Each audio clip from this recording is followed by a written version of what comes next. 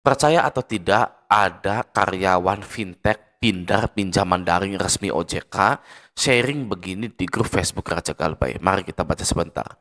Mau sharing Galbay Shopee Paylater, telat 547 hari.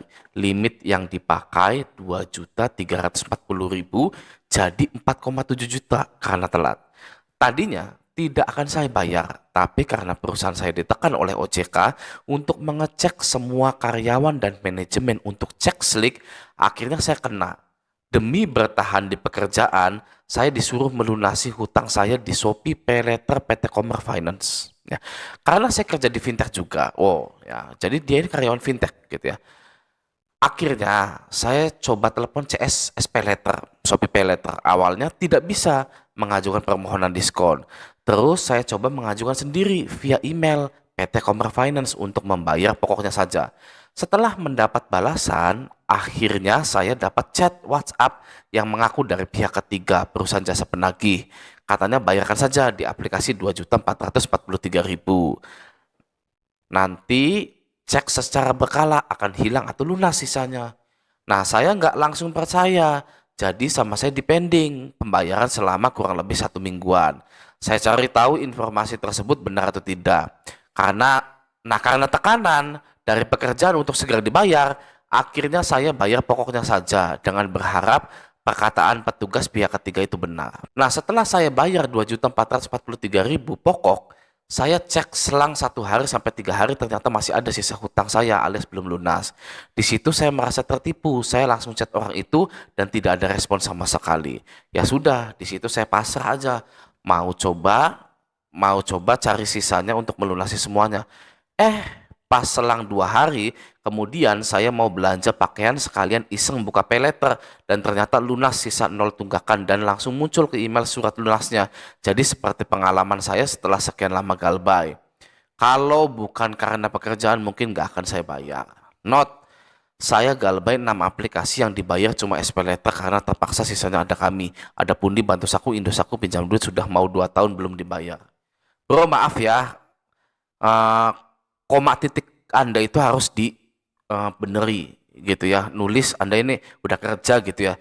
Titik komanya dibenerin, bro. Ini pusing nih orang-orang nggak ada yang ngerti nih kalau nggak saya bacain ini gitu ya. Oke. Nah, kita lihat dulu di sini ya dia galbay jadi 47 tadi itu ya benar ya 47 gitu kan. Dia pakainya 2.255.000. Lalu dia bayar 2.400.000. Akhirnya lunas gitu kan. Seperti itu ya. Ini emailnya gitu. Nah, saya belum pernah dengar OJK itu nyuruh ngecek semua karyawan dan manajemennya untuk cek slik gitu ya. Saya belum pernah dengar itu. Tapi kalau perusahaannya sendiri mau cek slik itu biasanya di perekrutan gitu ya. Nah, tapi karena dia ini bekerja di pinjol, jadi mungkin saja gitu ya. Karena untuk menghindari yang namanya galbay-galbay gitu kan. Nah, jadi sekarang kita tahu bahwa pinjol ini sangat takut sekali dengan orang yang galbay. Sampai-sampai nggak mau punya karyawan yang galbay. Gitu kan ya. Dia bilang begini, demi bertahan di pekerjaan saya disuruh melunasi hutang saya di Shopee Paylater. Padahal dia galbay banyak gitu kan. Di mana tuh tadi tuh? Di ada kami, di ada Pundi, Bantu Saku, Indosat, pinjam duit kok hanya di SP letternya saja yang disuruh lunasi gitu ya. Ya nggak tahu ya benar atau tidak kita tidak bisa mengetahui dengan pasti gitu ya. Tapi di sini ada hal yang menyadarkan kita bahwa seseorang yang bekerja di finance itu rawan dipecat karena slik OJK-nya jelek ya. Atau mohon maaf nih mas, mohon maaf sekali ya buat masnya gini ya. Kalau nasib pekerjaan Anda ditentukan oleh slik OJK, maka mohon maaf, berarti Anda di situ jabatannya sangat-sangat rendah sekali. Mohon maaf nih ya, bukan gimana, tapi itu fakta. Fakta. Orang yang berprestasi di kantor itu mau slik OJK-nya jelek, mau slik OJK-nya bagus, itu dipertahankan. Ya, bahkan sampai ada orang yang korupsi, ya misalkan manajer, supervisor korupsi, tapi kalau penjualannya bagus, kerjanya bagus, itu dipertahankan, dimaafkan gitu ya.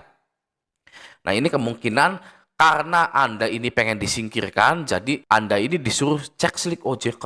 Ayo, ya kan gitu kan. Nah, Itu yang pertama. Yang kedua adalah tadi ya, pinjol ini sangat ketakutan sekali dengan nasabah yang galbay. Sampai-sampai karyawannya pun gak boleh ada yang galbay. Katanya pinjol besar. Katanya pinjol nggak bisa bangkrut. Katanya pinjol investornya asing-asing. Gitu ya. Kok sama nasabah galbay ketakutan? Kok sama karyawan yang galbay ketakutan? Gitu ya. Kenapa seperti itu? Jadi kuatnya di mana? Gedenya di mana? Besarnya di mana gitu loh. Ya kan? Contoh misalkan kerja di bank. Penagihan di bank, ya misalkan KUR BRI atau apa gitu. Penagihannya kayak pinjol nggak? Misalkan, woi maling bayarkan ini. WA-nya gitu kan. Diteleponin terus setiap hari gitu. Tidak. Ya, tidak seperti itu kalau di bank. Ya kan? Kenapa? Karena mereka bank BRI, bank BNI, bank Mandiri gitu. Itu kuat. Ya, bank BUMN. Itu baru besar. Ya, bisa kita akui itu besar. Karena bank negara, Himbara. Gitu. Kalau pinjol ya kan galbay 500.000 ditagihnya seperti orang galbay 500 juta. Gitu kan ya. Kenapa? Karena mudah runtuh guys pinjol-pinjol ini. Ya kan sangat bergantung sekali kepada nasabah-nasabah yang lancar atau yang galbay. Gitu ya.